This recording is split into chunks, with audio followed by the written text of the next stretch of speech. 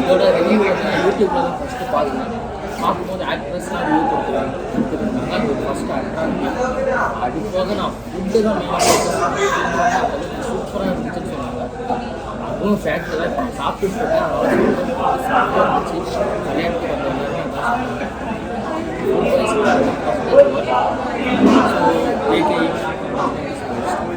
Food எல்லாமே நல்லா இருக்குது. பரிமாறின விதம், எல்லாரையும் கவனிச்சுக்கிற விதம் எல்லாமே வந்து டாப் கிளாஸாக இருக்குது.